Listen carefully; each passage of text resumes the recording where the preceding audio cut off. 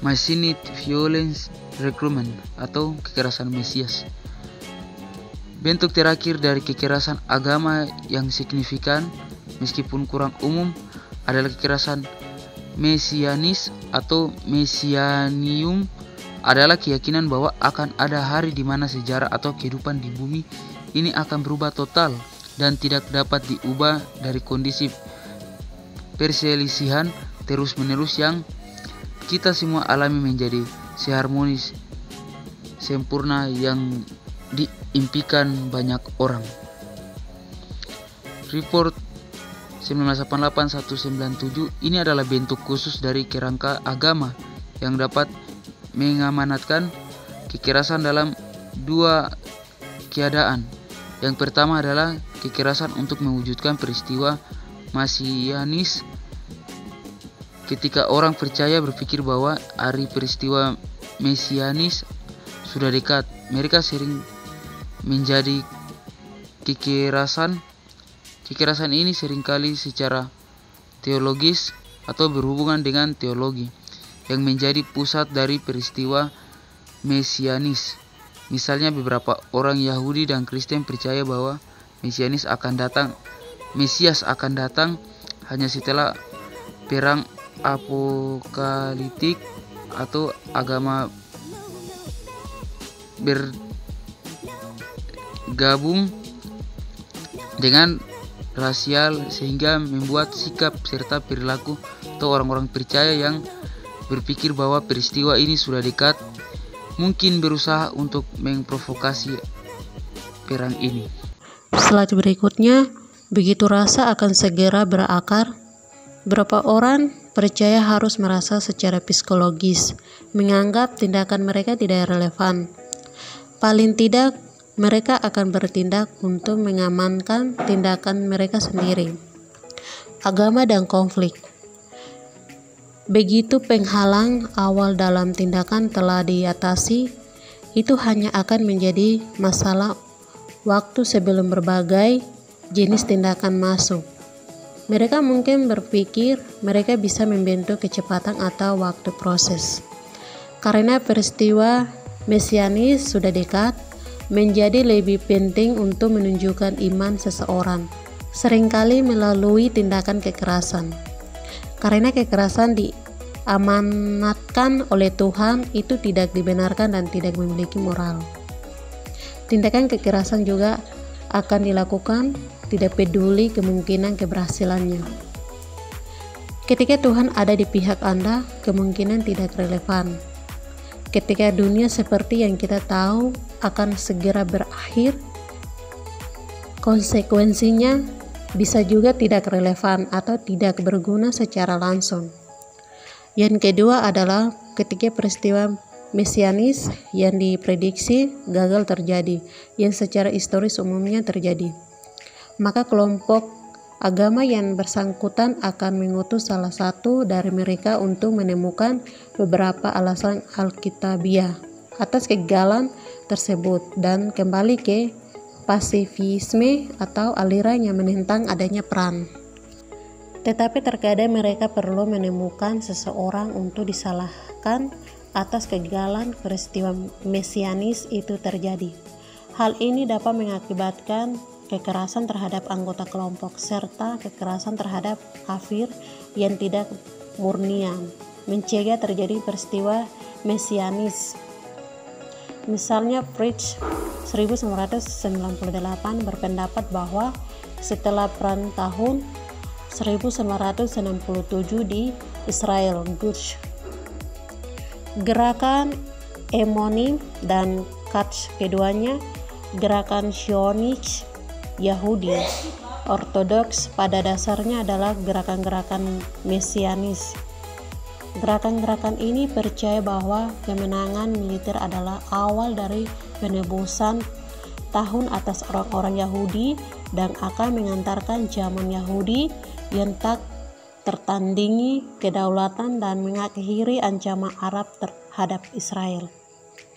Pada awalnya, ini mengilhami kekerasan untuk membawa zaman mesianis ini lebih cepat, termasuk plot pada 1980-an oleh para ekstremis di dalam gerakan Gush Emonim untuk meledakkan Masjid Al-Aqsa di Templeng Mount di Yerusalem, sebuah plot yang dikutuk bersama dengan terorisme oleh banyak rabi paling terkemuka dari gerakan tersebut. Rabi Meir Kahana, pemimpin gerakan Quds, lebih ekstrim, sementara dia tidak pernah menginstruksikan para pengikutnya untuk benar-benar membunuh orang Palestina yang tidak bersalah. Rabi Rahane menyambut dan memuji setiap orang yang melakukan kejahatan tersebut. Ini sebagai yang besar dan gerakan Quds akhirnya dilarang di Israel. Realitas proses perdamaian sejak tahun 1992 telah menciptakan situasi yang menghancurkan bagi Gush Emonim dan Quds. Kedua gerakan telah percaya sejak pendiriannya bahwa penebusan yang saat ini sudah dekat hanya dapat terjadi di dalam batas-batas Alkitabiah, tanah Israel yang mencakup wilayah-wilayah pendudukan. Mereka juga percaya bahwa penebusan tidak dapat diubah. Kekecewaan atas penebusan yang gagal ini menghasilkan beberapa kekerasan yang signifikan atau tanda.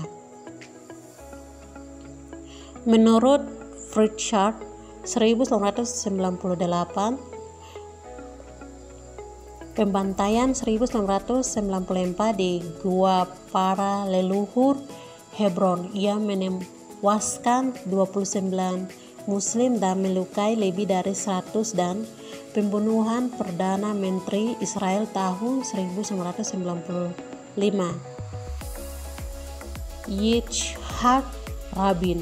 Menurut penilaian saya adalah ekspresi yang jelas dari mesianisme dalam sebuah krisis akut.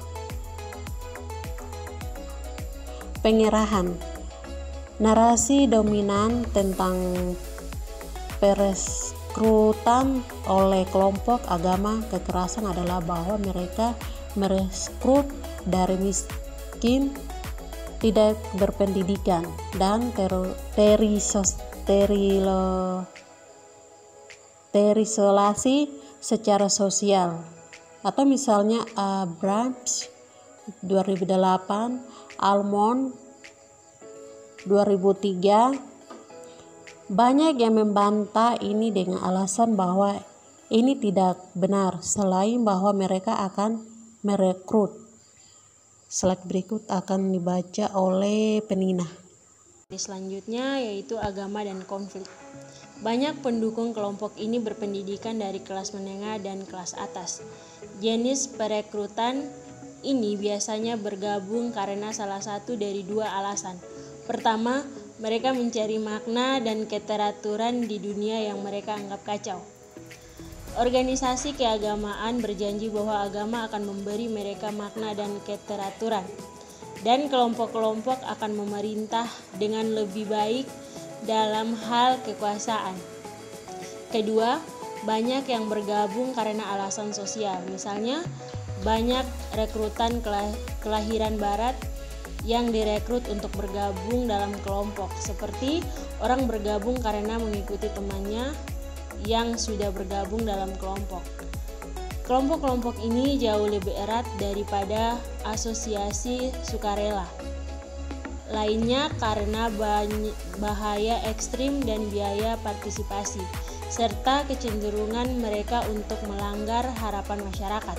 Ada bukti tidak langsung bahwa organisasi teroris runtuh ketika mereka tidak lagi dianggap sebagai kolektivitas sosial atau sejumlah besar masyarakat yang diinginkan layak bergabung Gerakan-gerakan yang berhasil memahami elemen-elemen sosial dan ideologis dari rekrutmen. Materi selanjutnya, menurut Williams, rekrutmen dan konversi merupakan proses rekonstruksi identitas, baik personal maupun sosial. Gerakan memiliki kepentingan khusus untuk memastikan bahwa identitas baru dari rekrutan dituangkan dalam istilah kelompok dan disertai dengan keharusan untuk berpartisipasi dalam kegiatan gerakan. Dalam hal ini, ujian penting bagi ideologi gerakan adalah apakah ideologi itu dapat berhasil memobilisasi atau tindakan penggerakan anggotanya untuk memperjuangkan perubahan sosial.